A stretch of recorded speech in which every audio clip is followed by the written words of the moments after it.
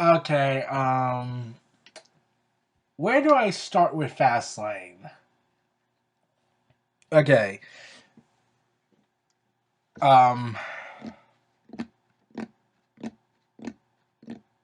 okay, I have no idea how to start this. Okay, the Cruiserweight Tag Team match. The Cruiserweight Tag Team match that had no story whatsoever going on except for Brian Kendrick and Akira Tozawa. That was alright at best. That's how the kickoff show started. Ended with. That was an okay match. It was a lot better than I was expecting, but still an okay match. Alicia Fox got involved multiple times and several times, and like she willingly wanted to be a human shield, so at least that's something different than the usual. Oh, the heel just pushes the women in the way, whereas Mrs. Wife, I'm like we get Maurice doing that, so some people might say that Raw's copying SmackDown.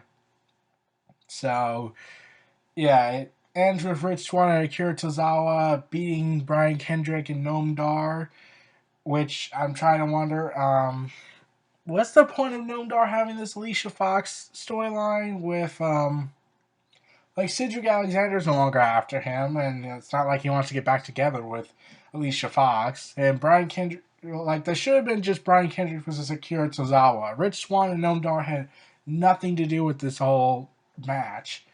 Like, this really just should have been a singles match, but for some reason, we gotta make it a tag team match, okay? We have enough singles matches. Like literally, this and a tag team championship match were the only singles matches going on. The rest were all singles matches, and the only two matches were two tag team matches. So yeah, and there was no special stipulations. There were no like hardcore style matches. It was just straight up wrestling matches. So yeah, I think that's significant to an extent. So, anyways, after Swan and Akira Tozawa defeated Brian Kendrick and Noam Dar, which I gotta be honest, those two actually worked pretty well together and looked like they were kind of having fun for a bit. I could tell someone who wasn't having fun at the end of the show. So let's move on from that. Samoa Joe versus Sami Zayn. Now, I was really excited for this match, mostly because it's Sami Zayn and Samoa Joe, and it's gonna be awesome.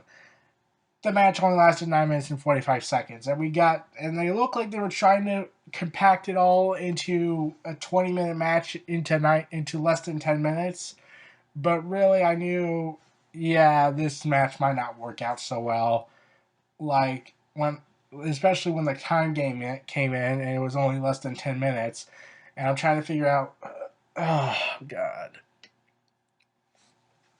like really, the match was that short. Like I really expected it to be longer. Like Sami Zayn and Samoa Joe worked an hour-long program on NXT. They worked an entire episode in a 2 out of 3 falls match, even though the commentators addressed this. And I gotta go to the commentators for a second. I get Corey Graves not liking Brian Saxton, but Michael Cole acting like a jerk there, at times. I'm just waiting for Brian Saxton to just like attack Michael Cole or Corey Graves, though of course Corey Graves is most likely not going to be attacked due to his reasons of retiring by force. But I'm thinking like there has to be a pipe bomb promo from him. Like he has to go Joey Styles on everybody. But I'm pretty sure WWE's not going to let the announcers get any storylines after the disaster that was Jerry Lawler versus Michael Cole. Oh dear God, that was horrible. Like, if you're hearing that's in a WrestleMania match, I'm thinking, like, wow, where did this all go wrong? But yeah, Samoa Joe and Sami Zayn, while it was okay, it really underwhelmed for me. And really, I'm pretty sure that's the only way to best describe it. Luke Gallows and Carl Anderson versus Enzo Amore and Big Cass for the Raw Tag Team Championships.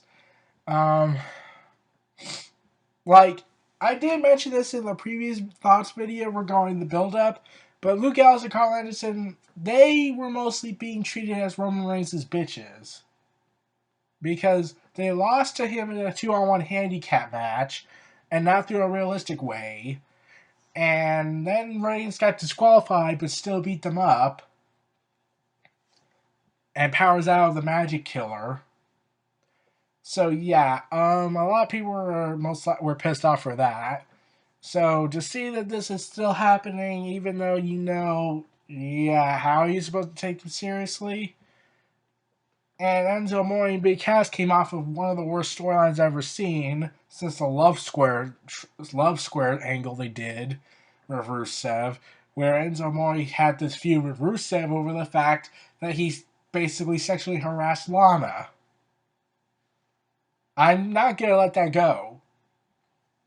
So Big Cass and Enzo were in a bad place, and Luke Gallows and Carl Anderson were in a bad place. So really, you had no investment in this match, and really, that's pretty much the best way to describe it. There was just no heart to it.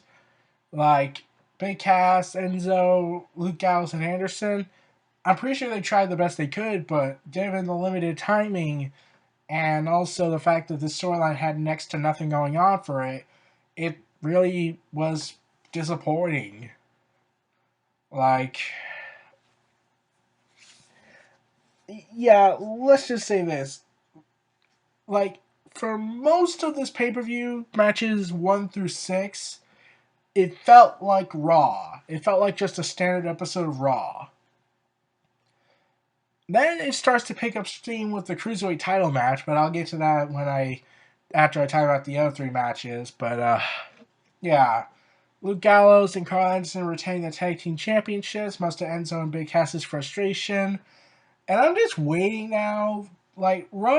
Creative on the main rosterville just really screwed up Enzo and Big Cass because I just can't get invested with them, especially after the whole Rusev storyline they did. So I'm just waiting for Big Cass and Enzo to just go their separate ways, or Enzo to go to a manager role and make Big Cass a single star. Because this just isn't working for me anymore.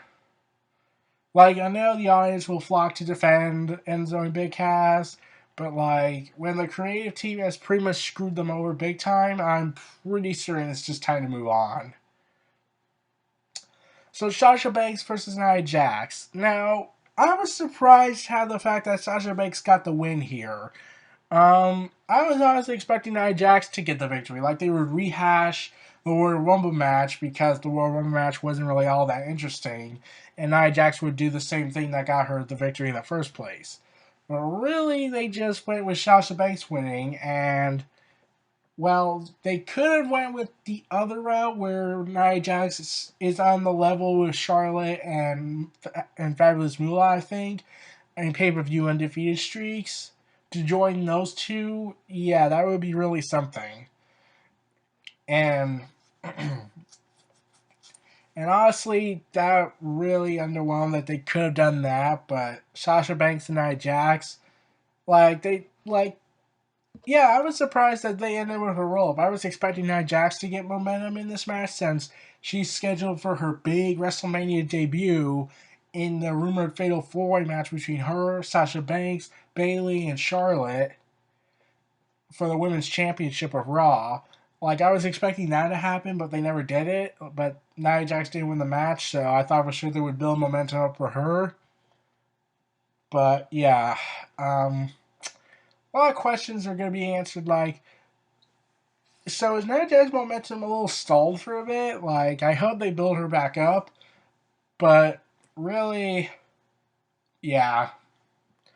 Sasha Banks also had later involvement later on in the night, but I'll get to that in a little bit. Let's go into the filler matches.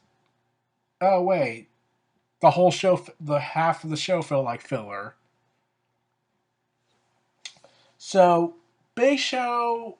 Okay, hold on. Big Show and Cesaro were in this, but for some reason prior to the show, during the kickoff, Jinder Mahal and Rusev got into an argument backstage with Mick Foley saying that they were done being tag team partners and want a singles competition.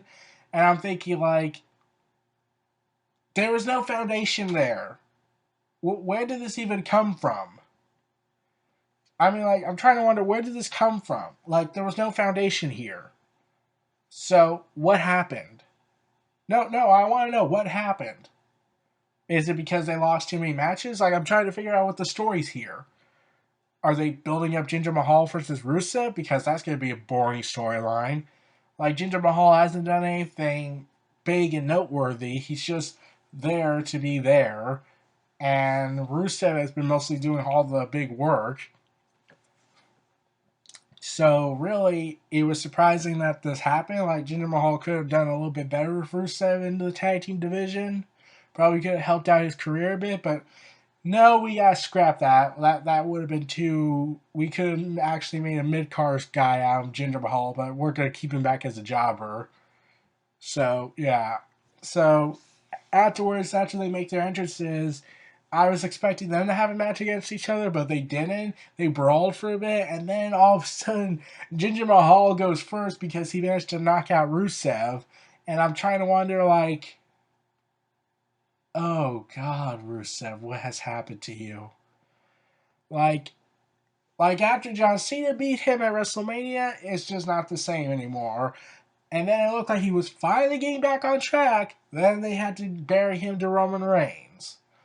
So, and then after that, they gave him Enzo Amore and Big Cass in this horrible storyline and make him the bad guy, even though he was doing the right thing by defending his wife. That also counts to the Roman Reigns storyline. So, yeah, kids, it's alright to abuse the woman. That's what the lesson from WWE is. And if you try to defend your wife's honor, you're clearly a bad person. Yeah, I don't get it either. So, Cesaro and Big Show would be facing both Jinder Mahal and Rusev in 2 single matches. And Jinder Mahal, I was expecting to just go down and quickly, but really, Jinder Mahal managed to get some offense in, which surprised me a bit. But really, the both matches just felt like filler. Like, Big Show could have done something at when he chokeslammed Rusev 3 times and knocked him out. Like, he was acting all aggressive and whatnot. And I was thinking to myself, oh, is he going to get a microphone and call out Shaquille O'Neal since he's become increasingly frustrated that Shaquille O'Neal might be backing out of the WrestleMania deal that they made for the last year or since 2009 they wanted to do it? But no, that didn't happen, so yeah, disappointment on that. And Lana, like, I like the fact that Lana was dressed up like her ravishing Russian persona, but really she didn't really have the mannerisms of her old persona. She was just there screaming for Rusev to get up. Like, I get they're trying to add in the element of her being his wife, and but they could still do the ravishing Russian persona. What? We're not doing that? Okay. Yeah, like this was like I know I sound unenthused, but it's just the whole. But most of the show just felt underwhelming to me. So let's get into what really started to pick up on the show. Is the last half. Neville versus Jack Gallagher. I was expecting this match to last for 5 minutes, like the triple threat match between Brian Kendrick, Rich Swann, and Tyson, and not Tyson Kidd. T.J. Perkins still only lasted less than 3 minutes. So yeah.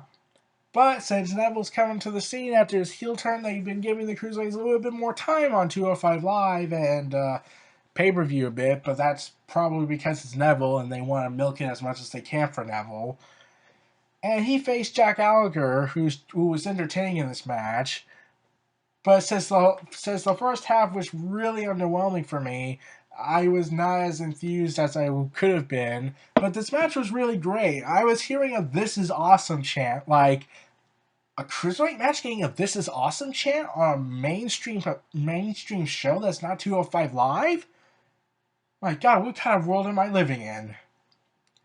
I think it's partly because, like, the match was great, and it surprised me how good it was. And to some, it might have stolen the show, but you're gonna have competition for a bit. Though, of course, the next two matches afterwards really felt like a big damp on the whole thing.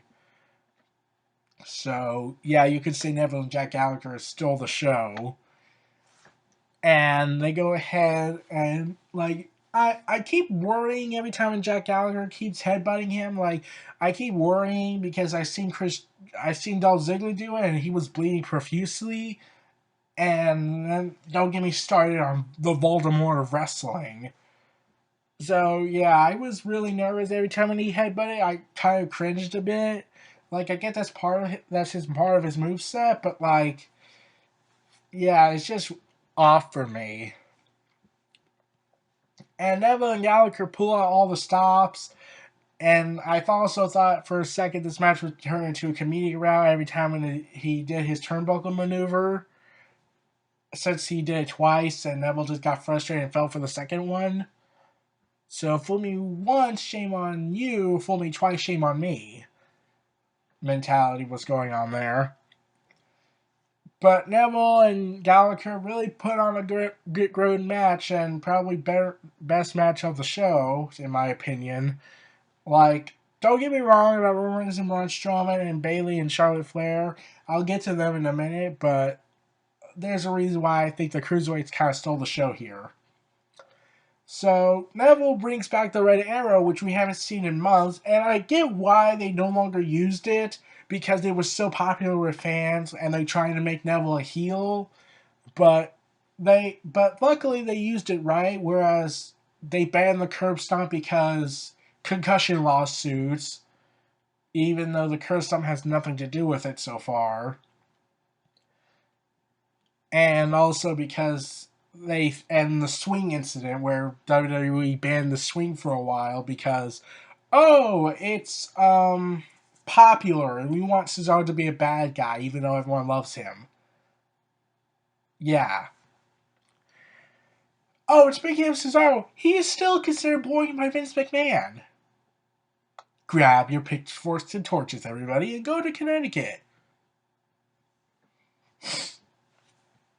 So afterwards, after Neville defeated Jack Gallagher with the Red Arrow, I was expecting him to stare down Austin Aries since Austin Aries' video packages have been showing up, and it's showing that he's going to be in the Cruiserweight division.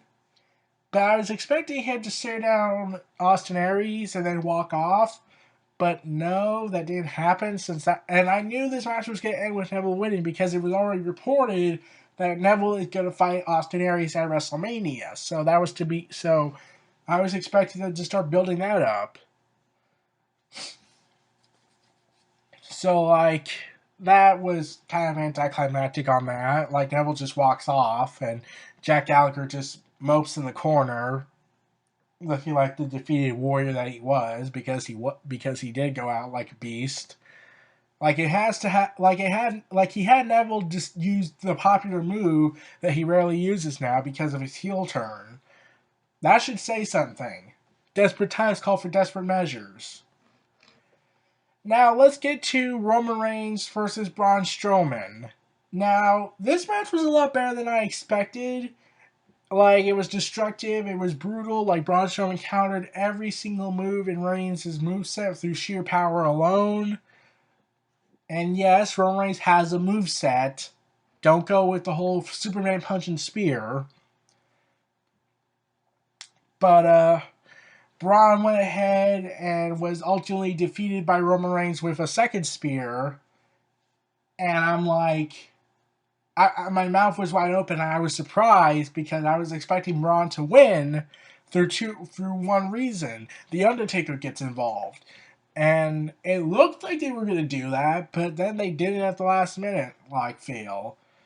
So, yeah, Roman Reigns and Braun Strowman was a good match, but the whole anticlimactic finish and the lack of the Undertaker's appearance that really would have set up the storyline with Roman Reigns and him to give Braun Strowman protection and also keep Roman Reigns protected because God knows that's going to be the apocalypse if he lost clean again.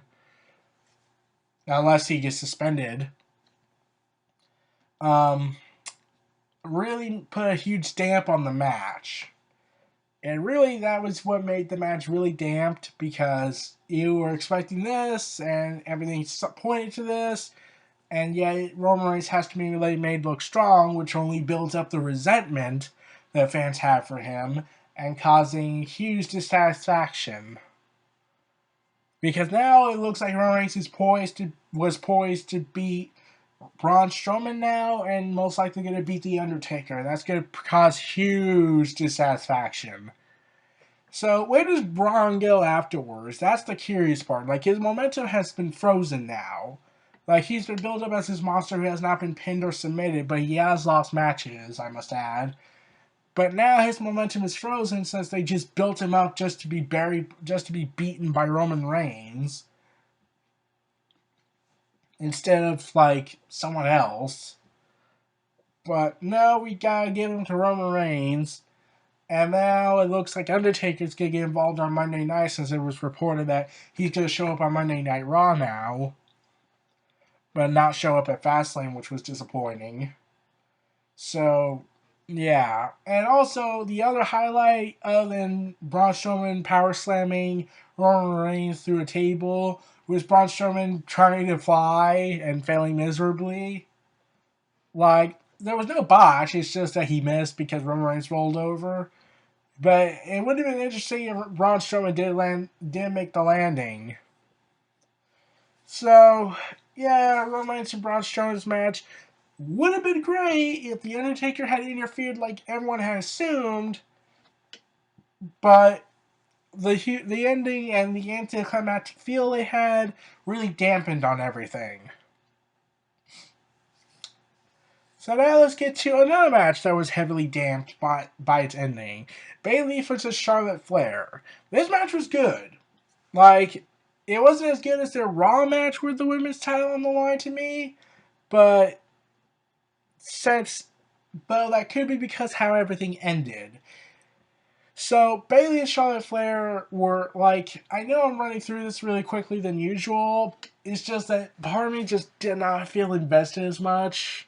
Like, since Raw was so bloated with problems, like they have to build a Fastlane, but they have to also build a WrestleMania, and that it's like Avengers Age of Ultron. Like, they have to build up all these other storylines they have to do for the Phase 3 movies, and then afterwards make a movie. So Bayley and Charlotte Flair had a great match. Dana Brooke wasn't involved, surprisingly. However, the ending to the match really dampened everything. Sasha Banks gets involved, and the referee sees she physically attacking Charlotte, so the referee didn't make the call like it should have been, because logic. But no, we gotta go with the WWE logic, make the referee look like a complete idiot. And I really hope they factor that into a storyline on Monday night, but I'm pretty sure they're not. So Bayley gets the victory because of this. And I'm trying to wonder, like, okay, when is Charlotte supposed to, like, stab Bayley in the back? Is it gonna happen? No, it's not happening. It didn't happen. Come on, like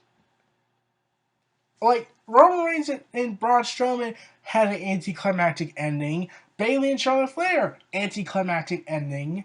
Like, you would think they would start setting up the WrestleMania matches now that the WrestleMania feuds that they want to do, but no, we can't do that yet. And now let's get to the epic finale: Goldberg versus Kevin Owens. 22 seconds. Unless you count the 3 minutes of Kevin Owens just walking around the ring before the match even starts. So, yeah, there was less than 10 minutes left on the show, and with the entrance Goldberg had, like, which was, like, when I saw two things hinted that I knew that this match was going to be incredibly short, and Goldberg was going to win. One was Paul Heyman being announced for Raw Talk, which I don't watch, And the second one was when the time of Charlotte and Bayley's match lasting for so long and able to reach 10:50, I knew, yeah, this match, yeah, Goldberg and Kevin Owens is going to be a short match. So, yeah, like you could take my rant I made in the Survivor Series video and just paste it into this one, just change Brock Lesnar to Kevin Owens. So, yeah. Like, I knew it was coming. Like, it was obvious the buildup was going to happen. Like, and I knew Brock Lesnar wasn't going to get physically involved in this match because, well, it'd be stupid if he did not win the if he did not want to go after the Universal Championship and take out Goldberg at the same time. So, yeah. Afterwards, Kevin Owens says, "Ring the bell, ring the bell, ring the bell." And Chris Jericho comes out, and the bell rings under the stupidity of the management. And Goldberg spears Kevin Owens and jackhammers him and gets the victory. Now, I found it funny and ironic here. Like, Kevin Owens always relied on Chris Jericho to retain the Universal Championship because reasons. And now it cost him greatly. Really should not have done that Festival of Friendship betrayal until after Fastlane. Kevin Owens, like, that just makes you look like an idiot now. Oh wait, it made you an idiot because everyone made it, because now you made it even more predictable. And not the good kind. So, but the thing I found funny was that Chris Jericho helped Goldberg. The guy in real life, the guy who in WCW mocked him, did a parody character, called him Greenberg, much to Goldberg's real life irate, and they had a fight in WWE backstage in real life, and Chris Jericho overpowered him, and yeah, like I'm just gonna say, they have real life beef with each other. Mostly Goldberg against Chris Jericho. Like Chris Jericho doesn't want to have any issues with him, but because Chris Jericho played a character on TV that offends Goldberg. So, yeah. The match lasted 22 seconds. Others will say 15 seconds, but that makes it even worse for Kevin Owens because now it looks like he's just a punk now, since, oh, you're all talk and whatnot. Like, I get they used a distraction finish in order to do this, which I understand, and I'm glad they didn't do Brock Lesnar getting involved, because that would have been stupid. But at the same time, it now makes the U.S. title, since that wasn't on the card, look like Kevin Owens is just gonna treat it as, oh, well, since I'm not going after the Universal title, I might as well go after this belt. Whereas on SmackDown, it feels like, oh, I want the belt because I want the belt. I don't care if I didn't win the WWE Championship. I want that belt. Whereas Raw, they treat the U.S. title and Universal title like, oh, I don't want I may have the U.S. title, but I'm going to treat this as a prop compared to that Universal title. So now I'm pretty sure Kevin Owens is going to say, I want that title because I had no choice. And that also says a curious mind, are they just going to forget the rematch clause Kevin Owens has, and because that would have made a triple threat match at WrestleMania, which would have been a hell of a lot interesting. But no, we're gonna most likely forget about that. Like, they could do one episode on Raw, but a match on Raw, but like, yeah, pretty certain they're gonna play dumb and treat us like we're fucking idiots. So, yeah, my confidence on this is not good. Like, Raw's WrestleMania season looks like it's not going to be well, but I'm trying to hold out hope here. But SmackDown right now has the bigger advantage here and had the better pay-per-view. So, yeah. This pay-per-view really underwhelmed for me. Like, Neville and Gallagher stole the show because it had an ending, whereas Reigns and Braun Strowman dampened everything, and froze Braun Strowman's momentum. And Bayley and Charlotte Flair's undefeated streak on pay-per-views of single matches have, well, been stopped because Sasha Banks got involved in the most illogical manner possible. And Goldberg and Kevin Owens was incredibly short. Like, I get that Goldberg squashes people at back in WCW, but everyone doesn't like that now. Like, they want, like, a longer match. They want a story to be told. They don't want short squashes, especially in main event matches. Like, even back then, WCW let Goldberg and Hogan go at it for less than 10 minutes.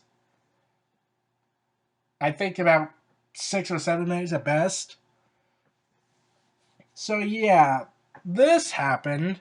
So, man, I'm going to give, if I was to give a letter grade, I would give it a C minus. Like, the first half of the show you could skip entirely, even the Samoa Joe match, and then just move on to Neville and Gallagher. But then you're going to feel mixed opinions about the last 3 matches after the Cruiserweight Championship match. So, yeah, I think I'll end it here. This was Neo Reality Entertainment. Feel free to like, comment, subscribe, and donate. Stay tuned for more.